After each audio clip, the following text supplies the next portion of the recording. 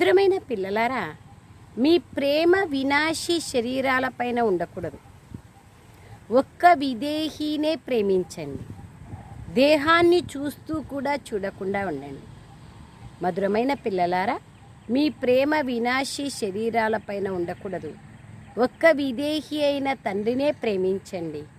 దేహాన్ని చూస్తూ కూడా చూడకుండా ఉండండి. ప్రశ్న: బుద్ధిని స్వచ్ఛంగా చేసుకునేందుకు పురుషార్థమేమి? స్వచ్ఛ బుద్ధి కలవారి గుర్తులేవి? జవాబు: ఆత్మాభిమానులుగా అయితేనే బుద్ధి స్వచ్ఛంగా ఉంటుంది. బుద్ధి స్వచ్ఛంగా చేసుకునేందుకు పురుషార్థం ఏమి అంటే ఆత్మాభిమానిగా అయితేనే బుద్ధి స్వచ్ఛంగా ఉంటుంది. ఇటువంటి దేహీ అభిమానులైన పిల్లలు స్వయాన్ని ఆత్మగా భావిస్తూ ఒక్క తండ్రినే ప్రేమిస్తారు. వారు బాబా చెప్పేదే వింటారు. కానీ మూఢమతులు దేహాన్ని ప్రేమిస్తారు. వారు దేహాన్నే అలంకరించుకుంటూ ఉంటారు.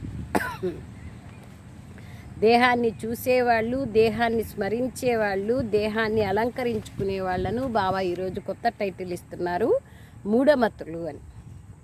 సారం: ఏ దేహదారిని ఆధారంగా చేసుకోకూడదు. శరీరం పైన ప్రీతిని ఉంచకూడదు. మీ హృదయపూర్వకమైన ప్రీతి ఒక్క బాబాతోనే ఉండాలి. ఎవరి నామరూపాలలోనూ చిక్కుకోకూడదు. బాబా ఏమంటున్నారు? ఏ దేహదారిని ఆధారంగా చేసుకోకూడదు, శరీరం పైన ప్రీతి ఉంచకూడదు. మొత్తం మురళి అంతా ఈరోజు ఆత్మాభిమాని గురించి. ఎవరి నామరూపాలలోనూ చిక్కుకోకూడదు. రెండవ పాయింట్: స్మృతి చార్ట్ని చాలా అభిరుచితో పెట్టుకోవాలి. ఇందులో బద్ధకస్తులుగా అవ్వకూడదు. నా బుద్ధి ఎవరి వైపు వెళ్ళటం లేదు కదా, ఎంత సమయం వ్యర్థం చేస్తున్నాను, సుఖాన్నిచ్చే బాబా స్మృతి ఎంత సమయం ఉంటుంది అని చార్టులో పరిశీలించుకోవాలి. వరదానం: గృహస్థ వ్యవహారము మరియు ఈశ్వరీయ వ్యవహారము ఈ రెండింటి సమానత ద్వారా సదా తేలికంగా మరియు సఫలులుగా కండి.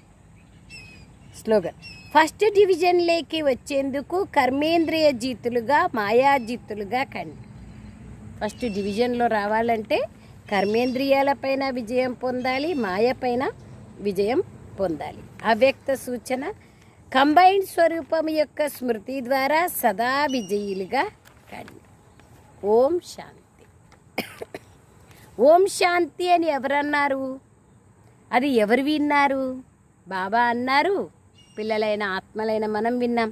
ఇతర సత్సంగాలలో జిజ్ఞాసువులు వింటారు, మహాత్మా లేదా గురువు వినిపిస్తారు. కానీ ఇక్కడ స్వయంగా పరమాత్మయే